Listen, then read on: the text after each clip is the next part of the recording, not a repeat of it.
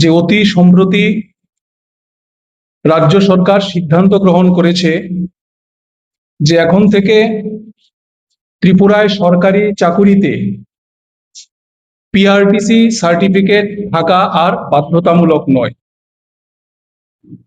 এবং একই সাথে সরকার ঘোষণা করল যে পিআরটিসির পরিবর্তে এখন থেকে সরকারি চাকরির ক্ষেত্রে যে কোনো বিদ্যালয় থেকে প্রথম থেকে দ্বাদশ শ্রেণীর মধ্যে অন্তত 5 বছর নিয়মিত পড়াশোনা করার শিক্ষাগত প্রমাণপত্র জমা দিলেই চাকরির জন্য বিবেচিত হবে।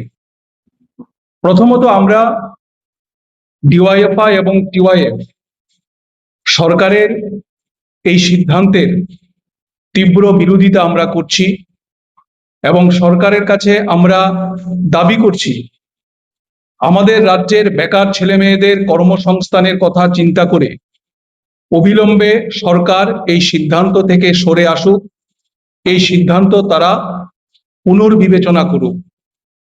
কারণ আমরা মনে করি যে পিআরটিসির যে যোগ্যতা ছিল এটা এতদিন, এটা তুলে নেওয়ার ফলে আমাদের ত্রিপুরা রাজ্যের যে হাজার হাজার কর্মপ্রার্থী বেকার যুবক যুবতী, তাদের কাজের যে সুযোগ, সরকারি চাকরির যে সুযোগ, এই সুযোগ সংকুচিত হবে এবং এর ফলে পিআরটিসির যোগ্যতা তুলে নেওয়ার ফলে আমাদের রাজ্যের বেকার ছেলে মেয়েদের যে প্রতিযোগিতা, এই প্রতিযোগিতার মুখে তাদের পড়তে হবে অন্যান্য রাজ্যের সাথে। ফলে আমরা মনে করি সরকারের এই সিদ্ধান্ত আমাদের রাজ্যের বেকার ছেলে মেয়েদের স্বপ্ন, তাদের চাকরি পাওয়ার যে আশা, এই আশা কেড়ে নেওয়ার একটা পদক্ষেপ মাত্র। আমরা জানি যে আমাদের রাজ্যে শিল্প কলকারখানা নেই। আমাদের রাজ্যে ডাবল ইঞ্জিনের সরকার তৈরি হওয়ার পর শুধুমাত্র বিজ্ঞাপন দেওয়া হচ্ছে ডেস্টিনেশন ত্রিপুরার নাম করে, বিনিয়োগ আসছে, কর্মসংস্থানের ব্যবস্থা হচ্ছে, কিন্তু কাগজে কলমে এই কথা বলা হলেও বাস্তবে আমরা তার প্রতিফলন দেখতে পাচ্ছি না। ফলে আমাদের রাজ্যের কর্মপ্রার্থী যুবক যুবতীদের একটা বড় অংশই সরকারি চাকরির আশায় তারা থাকেন।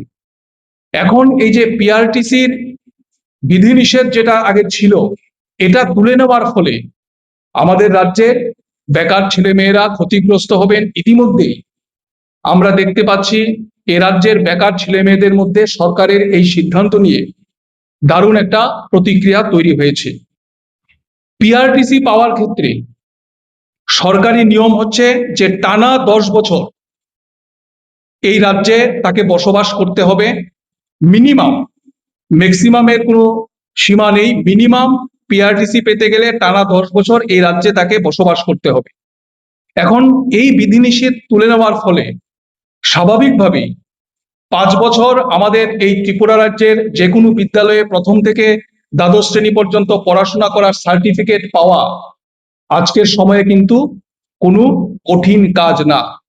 ফলে আমরা মনে করি সরকারের এই সিদ্ধান্ত আমাদের রাজ্যের বেকার ছেলে মেয়েদের সাথে এক রকমের প্রতারণার শামিল। আমাদের রাজ্যের একজন মন্ত্রী, তিনি খাদ্য দপ্তরের মন্ত্রী, তিনি প্রায় ক্যাবিনেটের ডিসিশন ব্রিফ করেন সাংবাদিকদের সামনে। এবং আগে কয়েকবার আমরা দেখেছি আমাদের রাজ্যের এই সময় যিনি বিদ্যুৎ মন্ত্রী, যাকে নিয়ে গোটা দেশে আলোচনা হচ্ছে, তিনিও ব্রিফ করতেন। এবং নিয়োগ সংক্রান্ত ব্রিফগুলো আমরা যখন দেখি তখন আমাদের সামনে আরো ভয়ঙ্কর বিষয় ফুটে ওঠে। গত কয়েকদিন আগে আরো কিছু নিয়োগ নিয়ে কথা বলছেন। আমরা রাজ্যের মুখ্যমন্ত্রীর উদ্দেশ্যে বলতে চাই, এই যে আপনারা ক্যাবিনেটে ডিসিশন নিচ্ছেন আর তারপর একজন মন্ত্রী এসে সাংবাদিকদের সামনে রাজ্যের মানুষের উদ্দেশ্যে ব্রিফ করছেন, এই নিয়োগের শুধুমাত্র সাংবাদিক সম্মেলনের মধ্যে দিয়ে কি বেকারের কর্মসংস্থান হয়? নাকি বেকারের কর্মসংস্থানের সিদ্ধান্ত যখন ক্যাবিনেটে হয়, তার নোটিফিকেশন বের করে তারপর তার ইন্টারভিউ নিয়ে তার হাতে হলুদ খামে বড় অফার তুলে দিয়ে তাকে নিয়োগ করার মধ্যে দিয়ে কর্মসংস্থানের ব্যবস্থা হয়? একের পরে এই প্রতারণা মহাকরণ থেকে চলছে। হিসাব করলে দেখা যাবে তারা যে পরিমাণ ক্যাবিনেটের সিদ্ধান্ত নিয়োগের ব্রিফ করছেন, এতজন নিয়োগ হবে, এতজন নিয়োগ হবে, তাতে সব যোগ করলে দাঁড়াবে প্রায় 1 লাখ। কিন্তু গত 8.5 বছরে মুখ্যমন্ত্রীর বক্তব্যে স্পষ্ট হচ্ছে 19,000-এর মতো চাকরি হয়েছে। রতনলাল নাথ আগে এরকম বলতেন, এতজন আমরা শিক্ষক নেব, এতজন এই নেব, বিদ্যাজ্যোতির জন্য, বিদ্যাজ্যোতি স্কুলের জন্য 14,000 নিয়োগ করব। কিন্তু গত অধিবেশনে যা রিপোর্ট দিলেন, শুধুমাত্র আমাদের শিক্ষাঙ্গনের শিক্ষকের সংকট হচ্ছে 11,512, শুধুমাত্র শিক্ষাঙ্গনে শিক্ষকের সংকট। হোম ডিপার্টমেন্টের কর্মীর সংকট হচ্ছে প্রায় 11,000। ফ্যামিলি হেলথ, ফ্যামিলি ওয়েলফেয়ার, এই ডিপার্টমেন্টের সংকট হচ্ছে 5,781।